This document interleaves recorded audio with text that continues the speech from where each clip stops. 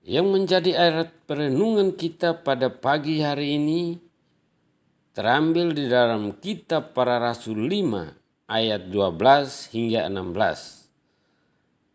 Dan yang menjadi topik utama yang harus kita renungkan bersama di dalam kisah Para Rasul 5 ayat 12.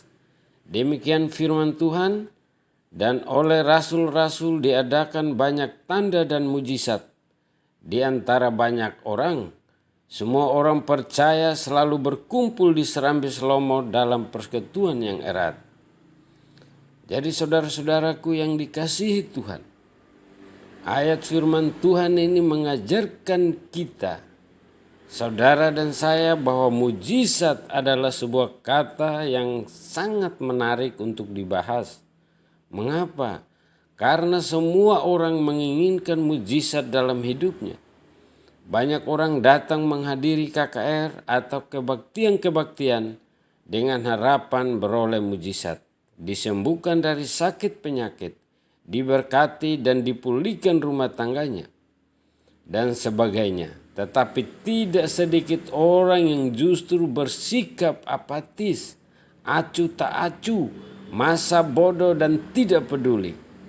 Ketika mendengar kata mujizat, mereka menganggap bahwa mujizat itu tidak penting dan hanya cerita usang dari masa lalu.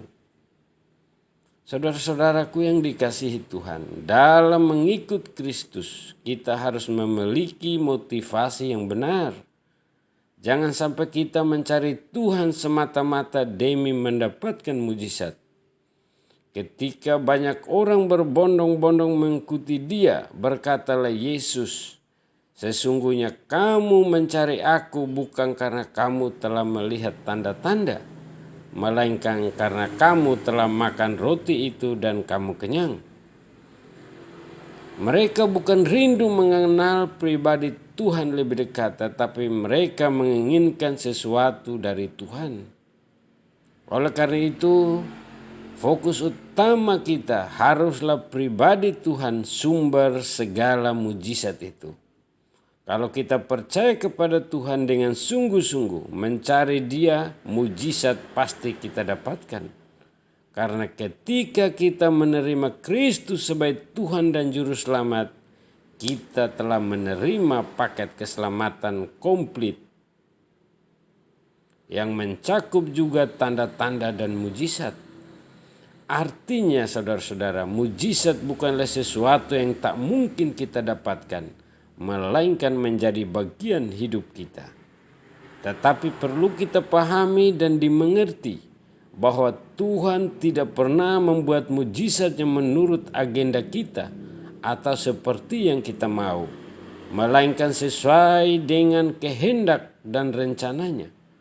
Bukankah kita sering memaksakan kehendak kita kepada Tuhan atau meminta Dia untuk menyatakan mujizatnya sesuai dengan konsep kita?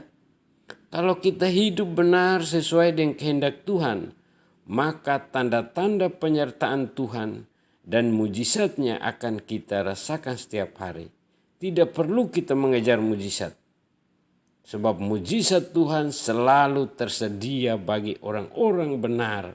Karena itu kita tidak perlu takut menjalani hidup ini, karena Yesus selalu ada bersama-sama dengan kita semua.